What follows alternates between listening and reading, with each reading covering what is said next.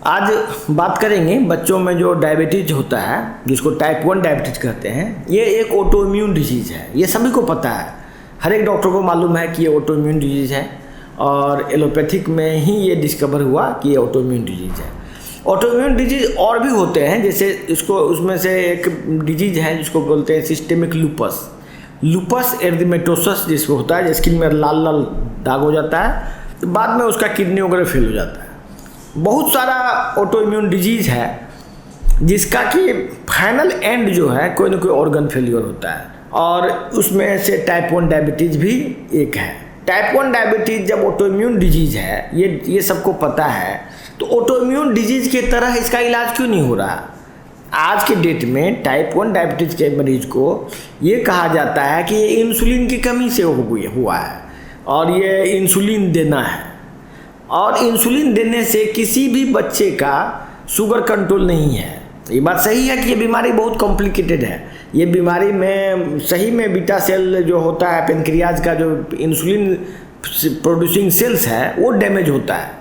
इसके वजह से बॉडी में इंसुलिन का मात्रा नहीं बन पाता है उतना जितना ज़रूरत है।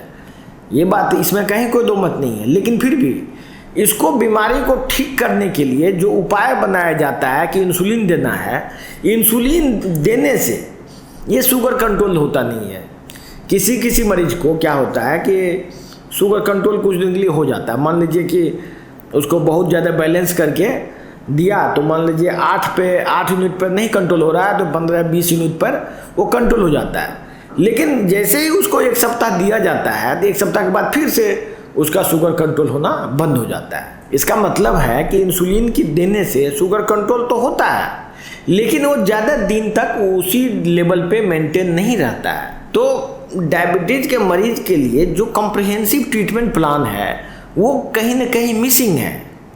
ऐसा नहीं है कि आप डायबिटीज़ के मरीज को सिर्फ इंसुलिन देते रहेंगे और इसके बाद आप ये एक्सपेक्ट करेंगे कि इसी से मेरा इलाज हो जाएगा, क्योंकि बेसिक काउज ऑफ डिजीज़ जो है, जो बेसिक वजह है डिजीज़ का, वो है आपको hypersensitivity reaction to some food.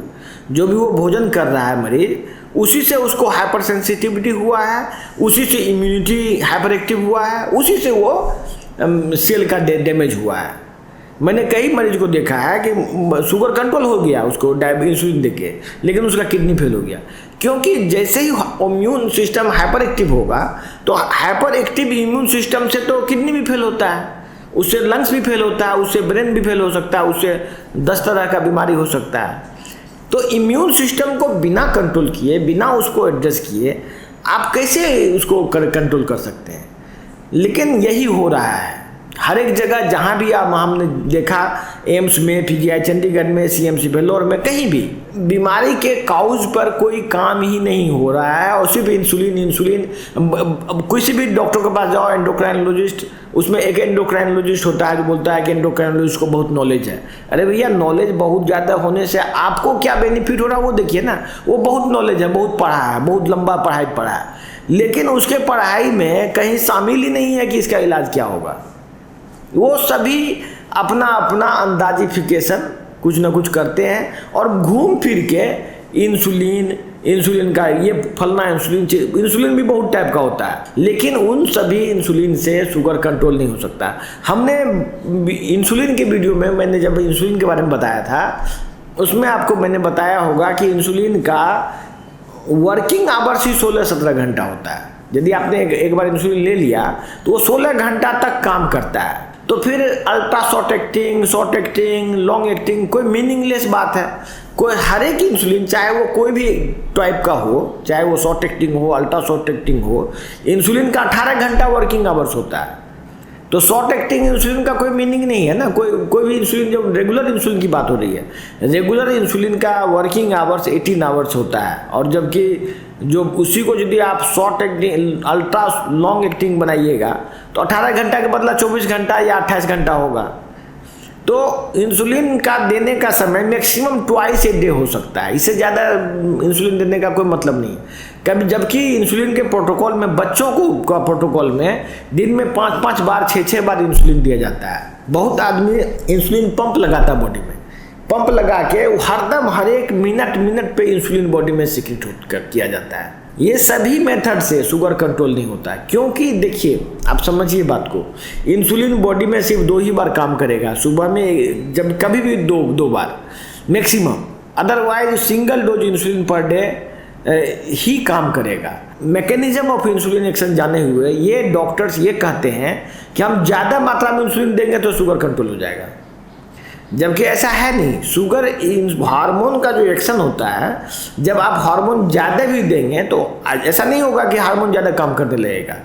कोई भी हार्मोन, इवन बॉडी में ग्रोथ हार्मोन होता है, ग्रोथ हार्मोन पर रिसर्च हो चुका है कि ग्रोथ हार्मोन देने से आदमी का ग्रोथ नहीं हो सकता ज़्यादा। उसी टाइप से थायरॉक्सिन ज़्यादा देने से आदमी का हाइपर एक्टिव नहीं हो सकता है।